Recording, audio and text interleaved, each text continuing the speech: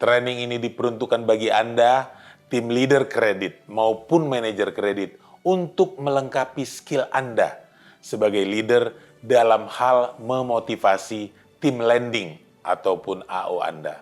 Sehingga mereka bekerja lebih semangat, lebih termotivasi, yang akhirnya akan meningkatkan kinerja masing-masing individu dan tentunya meningkatkan juga kinerja daripada tim Anda.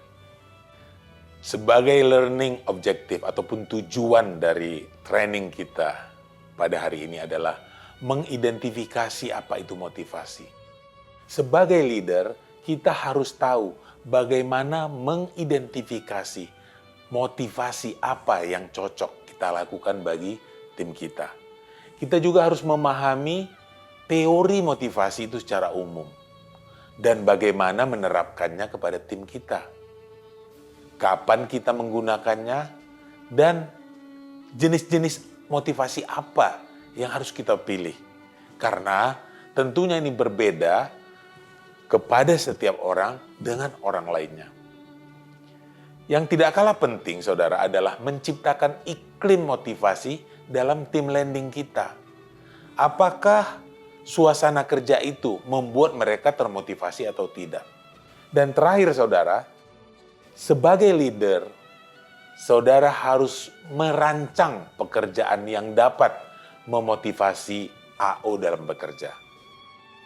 AO yang memiliki motivasi yang tinggi, maka produktivitasnya juga akan tinggi, yang akhirnya membuat tim Anda menjadi tim yang terbaik. Jadi saudara, training ini memang dibuat untuk bisa membantu tim leader, supervisor, maupun manajer untuk memahami apa yang diinginkan karyawan. Dan untuk memberi mereka jalan untuk mereka dapat berprestasi dan menjadi yang terbaik. Sejujurnya, kita tidak dapat memotivasi orang lain dengan mudah. Motivasi harus datang dari diri mereka sendiri. Namun, yang bisa kita lakukan adalah memberikan suasana atau kondisi yang tepat bagi AO ataupun karyawan kita untuk bisa termotivasi. Menurut Anda, suasana apa yang tepat? Suasana apa yang bisa kita lakukan? Suasana apa yang kita bisa ciptakan supaya mereka termotivasi?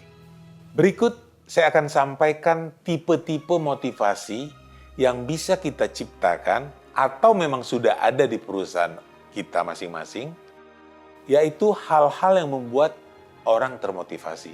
Pertama, disebut istilah di sini carrot ataupun wortel. Carrot atau wortel dikonotasikan dengan satu hadiah ataupun reward yang membuat orang ingin mencapainya dan ingin mendapatkannya. Untuk mendapatkannya, maka kalau dia disuruh jalan, dia jalan. Disuruh lari, dia lari. Itu poin satu. Yang kedua, tipe motivasi cambuk. Artinya, ada cambuk ataupun dorongan membuat mereka harus jalan. Kalau enggak, maka dia akan dicambuk atau dipukul. Ini tentu berkonotasi dengan adanya punishment. Anda harus melakukannya, kalau tidak, maka Anda akan dicambuk. Itu yang kedua. Yang ketiga adalah the plan. Atau saya terjemahkan dengan kondisi ataupun situasi. Plan ataupun situasi ini lebih kepada lingkungan, iklim. Jadi suasana yang kondusif, lingkungan kerja yang nyaman, yang membuat orang termotivasi. Jadi, ada banyak teori tentang motivasi. Salah satu yang paling terkenal yang saya kutip di sini adalah teori dari Abraham Maslow yang disebut juga dengan Maslow Classic Hierarchy. Maslow menggambarkan ada 5 tingkatan atau level kebutuhan yang dimiliki oleh makhluk hidup, khususnya manusia. Yang pertama adalah kebutuhan yang paling mendasar, yaitu kebutuhan untuk bisa bertahan hidup secara fisik. Itu yang disebut dengan kebutuhan survival. Dan ini akan menjadi hal yang pertama memotivasi perilaku manusia. Tubuh manusia tidak akan berfungsi secara optimal jika kebutuhan fisiologis tidak terpenuhi. Maslow menganggap kebutuhan fisiologis ini sebagai kebutuhan terpenting. Karena semua kebutuhan lainnya menjadi kebutuhan sekunder sebelum kebutuhan ini terpenuhi. Terutama kebutuhan fisiologis ya tentunya adalah makanan yang kita makan, pakaian yang kita pakai, atau di mana kita tinggal.